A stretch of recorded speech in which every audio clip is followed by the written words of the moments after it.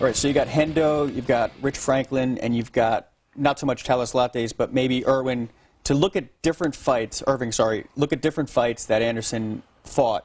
Can you take all of those guys together and maybe fight each one and talk to them about their experience with him and take something away from that? Is that even a possible strategy for training?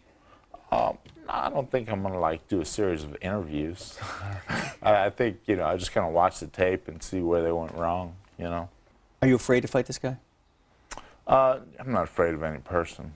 Well, maybe Dana, but I'm not afraid of fighting anyone. No, I mean there's you know, there's excitement and fear that comes with fighting. That comes with, if you just say, Forrest, I want you to walk in front of all those people and do something to excite them and don't disappoint them, then I'm going to be nervous about doing that. You know, right? So it's those kind of nerves. But you know, there's almost a little freedom in fighting the best guy. You know, you can't do any worse than people have done. Right. That's not a really good way to look at it, but I don't care. Well, that's a good way to go into a fight, though. When you sort of feel like you've got nothing to lose, usually you do much better, don't you? Maybe, yeah. I do personally. All right, let's talk about your book for a second. Randy's written a book. Tito's written a book. There's a book by John Wertheim about Pat Miletich. Matt Hughes wrote a book. This is like the 5th or 6th book by one of you famous fighters. Yeah, well, you know, there's a trend, so I want to get in on that. You know, I like to do what's trendy. That's me. You know, Dana White always compliments you and gives you credit for where the UFC is today, you and Stephan Bonnar. And UFC 101 is going to be a big fight because not only is it the first fight in Philadelphia, but you're going to fight the pound-for-pound best fighter in the world. When you get to a point in your career, where do you look at your journey and say, how the hell did I get here? Well, I think. Which is like how I feel about that question. I wondered how the hell I got to that, but anyway. I think perspective is better left for the future. You know, when I'm not doing it anymore. Right now, you know, kind of like I enjoy the moment. Just, you know, live in the moment and train and try and, you know, just win your next fight. You know, any big task. You know, if you look at the grand picture of beating somebody or doing something or being champ, it seems, you know, too big to accomplish. So just watch the footstep in front of you, you know? And that's what I do, try and win little battles every day. Do you have fun? Do you have fun? Yeah, you have to have fun. That's a good question, though, because, you know, there was something about sometimes you don't have fun. There's a lot of pressure, you know? But, you know, it is what it is. You got to do the best you can do, and, you know, you can put all the pressure on yourself in the world. I'm not sure how much it makes you better. Do you like where the UFC is?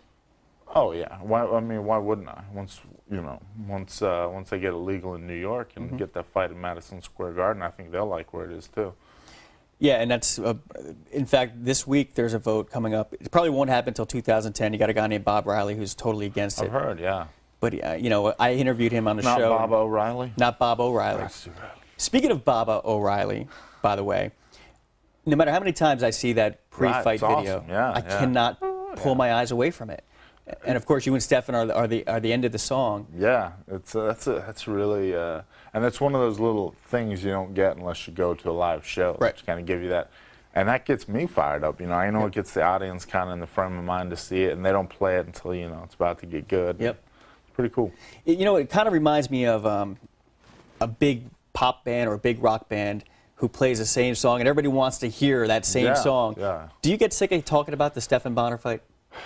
I do, but, you know, if I'm Mark Hamill, that's my Star Wars. You know, that's I'm not here if it's not for that fight. So of course I'm sick of it. Yeah, you know, but what are you gonna do? You know, you can't really hate the horse that brought you where you are. That doesn't make sense. But you get my drift. I get your drift. And the book's full of analogies like that don't really make sense, but almost. The book is a lot of, I mean, like you said, I didn't read it yet, but I've been thumbing through it, and it's a lot of fun. A Band-Aid King, Warthogs, Clawboy. It's not exactly what I think, well, it is what people I think would expect from you, actually. Yeah. Because you do have that warped sense of humor. Yeah. Well, you know, I was yelling at my mom the other day for not making us a little poor when I grew up. Because I really can't write a book about how bad I had it. We were lower middle class. Pat Miletich and we were Matt lower Hughes, middle class. Right.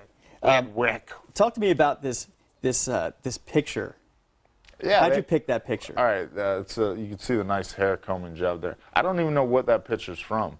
And actually, I think I know what it's from. If we look at it carefully, I have my $100 leather jacket in there that I bought off a homeless guy. But that's an after picture of one of your fights backstage. No, it isn't. No, it isn't. It's just a random picture that some guy took, and it looks horrible. and they had like these good-looking pictures, like me, like almost like trying to look handsome and stuff. And I was like, that's garbage. Don't be that guy. You're not handsome. You're never gonna be. Don't try. Just bear with me 1 second. Wondering why you should purchase this book when there are other titles on the shelves written by much higher caliber fighters? Forrest Griffin is not as good looking as those guys. He's not as smart as them. He's not as athletically endowed. And let's face it, neither are you. I mean, that's just type of stuff that you're going to... And also there's on the back of the book where everybody does their endorsements. Joe Rogan, Chuck Liddell, Randy Couture, Bruce Buffer. And then Forrest Griffin writes of himself. Forrest Griffin has written a masterpiece, not since Hemingway has an author stimulated, tantalized a reader's senses through such delicate and colorful prose. This book is destined to become one of the greats, an international bestseller for centuries to come. We should all remove our hats and bow to the genius of this thought-provoking work. Bravo, Griffin, bravo. I'm really glad we sent a copy to that guy, because he certainly wrote a great review of it. Well, this is Forrest Griffin, everybody. UFC 101 in Philadelphia, one of the most anticipated fights in the history of the Ultimate Fighting Championships. Anticipating fights. Right. It's like Heinz 57 sauce. You should come out to that song. Anticipation. You know what? I was talking about songs to come out to, and Dana's decided that my song is my song, and that's that.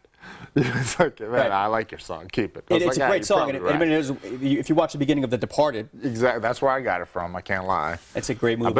I was a Dropkick Matt Murphy's fan before, but when I heard that song in The Departed, I was like, I'm Irish. I love the movie, of course, and I can't help it.